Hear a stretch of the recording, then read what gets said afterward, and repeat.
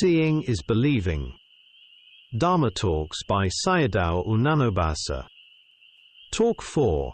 The Nature of Feeling. At the beginning of sitting, no extraordinary feeling arises yet.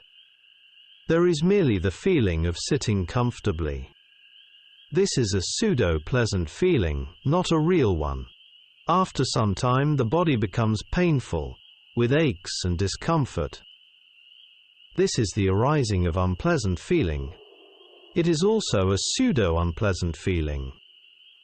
The yogi experiences it as suffering, because there is not yet discernment of rising and falling. When the pain becomes unbearable, the yogi may return attention to the nostrils, focusing on the breath again.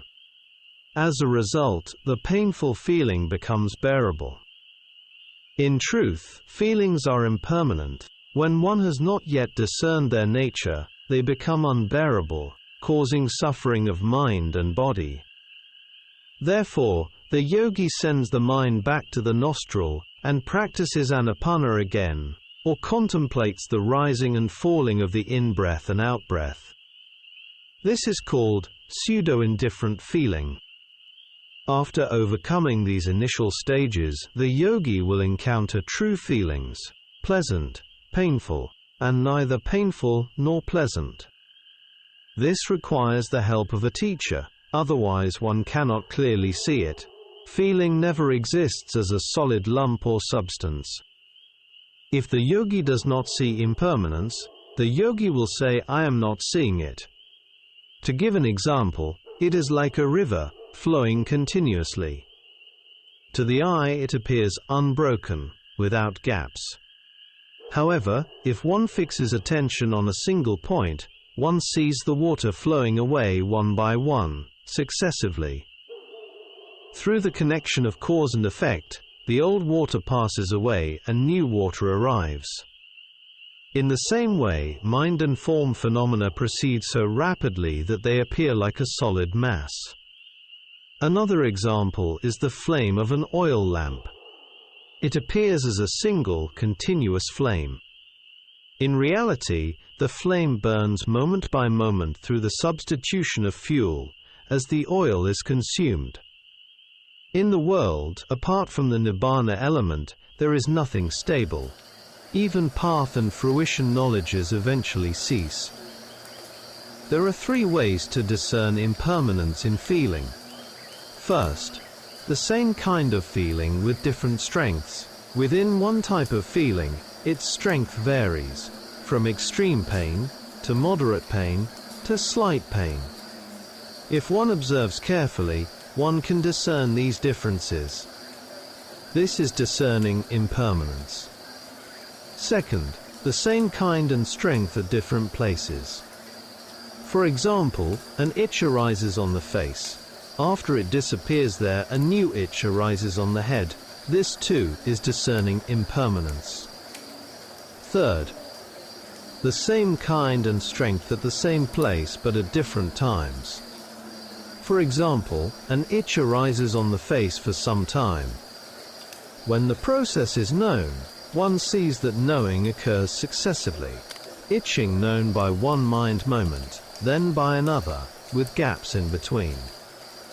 These moments of knowing do not occur at the same time. They arise and pass away instantly, second by second. If one does not see this, it means one is not paying enough attention. I will now speak about the true feelings after the pseudo-feelings.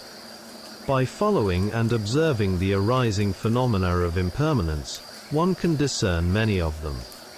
At this stage, the yogi does not see feelings as solid entities, but only as transparent processes of rising and falling. When this occurs, the blood of the heart becomes clear, and light may arise. The body becomes light, as if shrinking into a small, bright form. The mind and body experience happiness. This is genuine happiness. Some mistake this for nibbana, but it is not. Nibbana is not a feeling. Do not forget the practice by indulging in this happiness. It is not true nibbana yet, but only a pseudo-nibbana. The yogi must observe the impermanence of even this pleasant feeling, and follow it to its end. Do not take pleasure in it. Contemplate continuously to see its vanishing. When the time of true bliss approaches, the yogi may be able to remain without food. In this way, disenchantment toward impermanence arises. The body becomes weaker, and the face appears older. Therefore, changes appear on the face of a yogi near the realization of the Dhamma. Once, when I went to a place to teach, a senior monk asked me, "Are there any changes in the faces of your students?" I immediately replied, "The faces are just these faces." He then said to me, "It doesn't mean that." At that moment I understood what he meant. I said, "Do you refer to Nibbidhanana?" He replied, "Yes." When the yogi arrives at this insight knowledge, the temples and eye areas appear sunken, like those of an aged person. Near the time of realization, the yogi appears like a dead person, with no desire for anything. There is wearisome disenchantment, free from desire and clinging. With no desire toward the khandhas, the yogi appears like a sick person. The face changes when the yogi reaches this knowledge. At this stage, the yogi encounters the true suffering of dukkha. In the yogi's mind, it feels good that this suffering is coming to an end. Therefore, the yogi continues contemplation with equanimity toward dukkha. The yogi cannot turn away from the Dhamma process. The process of impermanence reveals its nature clearly to the yogi, without any need to deliberately search for it. During sleep it is also seen. During eating it is the same. The yogi may be unable to sleep or eat. Ordinary people sleep without seeing it. With the root of non-delusion, Pavanga Chittas cannot intervene. No defilements arise in between.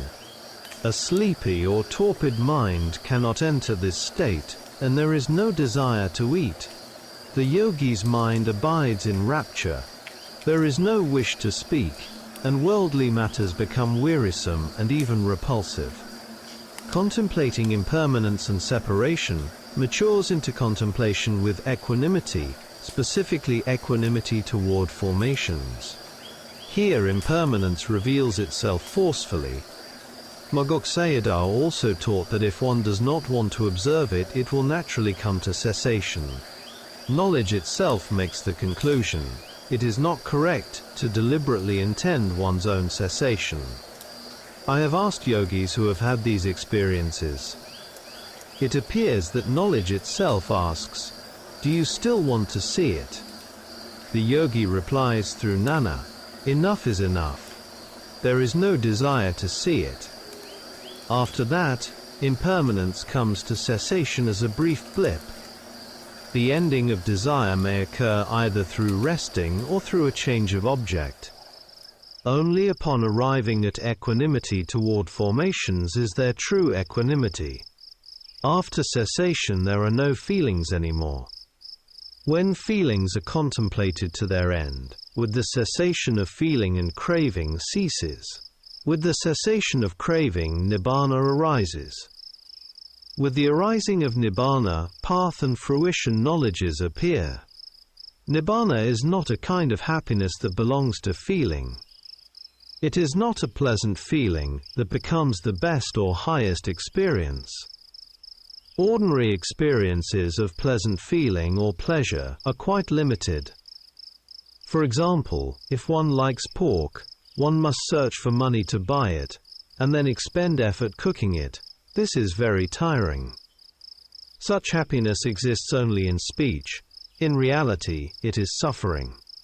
Human sensual pleasures are momentary, like a drop of honey on the tip of a razor blade. To enjoy these pleasures, humans must exert great effort. All such efforts are suffering. Suffering is extensive and without limit.